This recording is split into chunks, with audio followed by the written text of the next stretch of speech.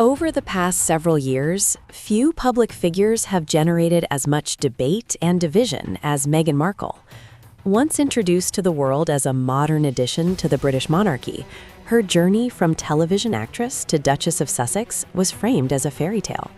Today, however, public opinion appears far more complicated.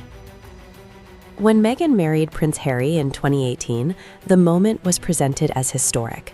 An American actress joining the centuries-old institution of the British royal family symbolized change, diversity, and modernization. The wedding at Windsor was watched by millions globally and reportedly cost tens of millions of dollars. She received a royal title, international recognition, residences, staff, and security. Almost overnight, her profile shifted from Hollywood performer to global figure.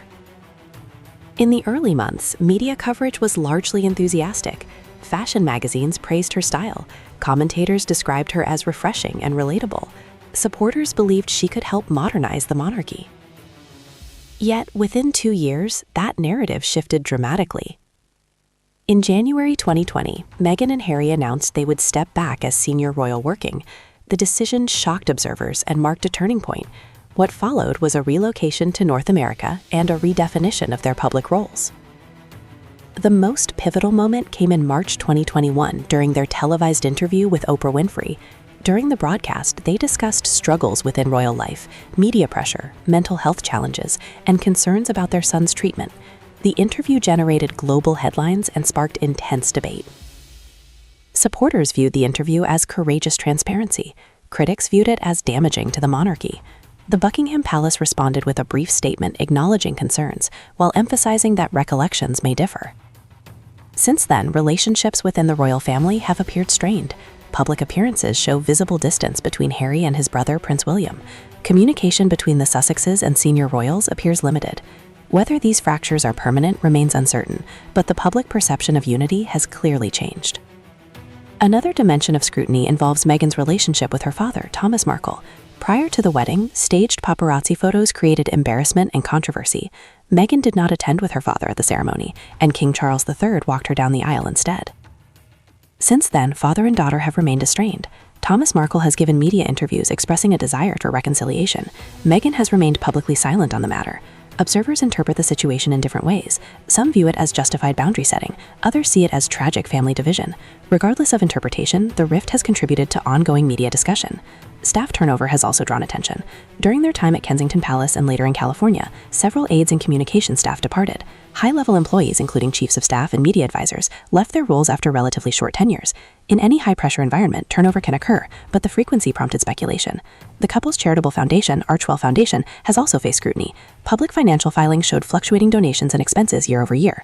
While foundations often experience variable funding cycles, critics questioned operational costs compared to grant distribution totals. Supporters counter that startup organizations commonly face growing pains and restructuring.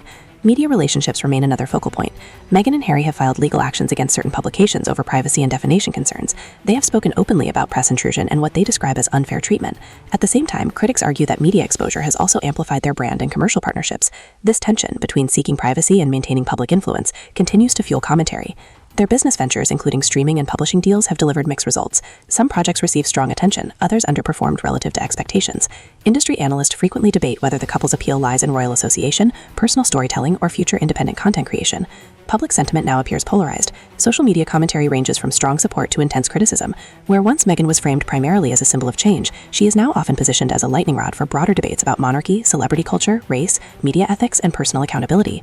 What is clear is that her transition from actress to duchess to independent public figure has been unusually turbulent. Every relationship, family, institutional, professional, has unfolded under global scrutiny. Every decision has been interpreted, reinterpreted, and amplified. Whether one views Meghan as a reformer who challenged rigid systems or as someone who miscalculated her role within them often depends on personal perspective. The facts remain: a rapid rise, a dramatic departure, high-profile interviews, family estrangement, staff turnover, evolving business ventures, and persistent public debate. The question now is not simply what happened, but what comes next. As the Sussexes continue building their post-royal identity, attention increasingly focuses on sustainability. Can a brand built initially on royal connection evolve into something independent and lasting? Since relocating to California, Meghan and Harry have pursued media production, philanthropy, and lifestyle ventures. Their deals with major streaming platforms generated significant headlines. However, industry expectations for output and audience engagement remain high. In a competitive content landscape, even well-known figures must consistently deliver successful projects. One challenge they face is narrative fatigue.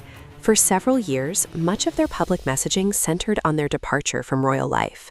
While those revelations initially drew enormous interest, audiences often move on. Long-term relevance requires fresh direction. Their charitable activities through the Arkwell Foundation aim to reposition them as impact-driven leaders rather than former royals. The foundation has supported initiatives related to mental health, digital safety, and community aid. Yet public evaluation of nonprofit organizations tends to focus heavily on measurable outcomes and financial transparency. As scrutiny increases, clear reporting becomes essential. Another dimension involves reputation management. Public figures often experience cycles of popularity. What distinguishes lasting influence from temporary controversy is adaptability. Meghan's critics argue that she struggles with public perception. Her supporters argue that she remains unfairly targeted. Both narratives continue to compete in media spaces. Speculation about her marriage also fuels discussion. Observers analyze body language, public appearances, and speech patterns, attempting to read into dynamics between her and Harry. Such interpretations are inherently subjective. What is observable is that Harry has undergone significant change: relocation, loss of military roles, distance from family, and integration into American celebrity culture. Whether these shifts represent growth or loss depends largely on perspective. The monarchy itself has also evolved. Following the passing of Queen Elizabeth II, the institution entered a new era under King Charles III. Public focus has shifted towards succession, modernization, and continuity. In that context, the Sussex narrative no longer occupies the center of royal coverage in the way it once did. Commercially, Meghan's lifestyle branding efforts illustrate both ambition and risk. Celebrity-backed brands can succeed dramatically or falter, depending on execution, market positioning, and authenticity. Delays or inconsistencies invite criticism, while successful launches can shift perception quickly. The broader lesson may be about transition. Moving from institutional support to independent entrepreneurship is complex. Within the royal framework, staff, funding, and structure are established. Outside of it, brand management, logistics, and profitability rest directly on the individual. For Meghan, the stakes are particularly high because her public identity is inseparable from the dramatic archive of joining and leaving the monarchy. That story will always follow her. The challenge lies in defining a second chapter that does not rely solely on revisiting the first. Public backlash, when it occurs, often reflects shifting expectations. Early admiration creates high standards. When outcomes fall short of projections, disappointment can turn into criticism. The intensity of the response often mirrors the intensity of the initial praise. It is also important to recognize that public figures exist within echo chambers. Social media algorithms amplify extreme opinions. Balanced perspectives receive less attention. As a result, perceptions of overwhelming negativity or overwhelming support may not always reflect broader public sentiment. Ultimately, Meghan Markle's journey illustrates the complexities of modern fame. Royalty, celebrity, media, activism, commerce all intersect in her story. Few individuals attempt to navigate all simultaneously under constant global attention. Whether her future holds redemption, reinvention, or continued controversy remains to be seen. Public memory can be short, careers can rebound, narratives can shift. For now, the debate continues, and in the age of digital commentary, it is unlikely to quiet anytime soon.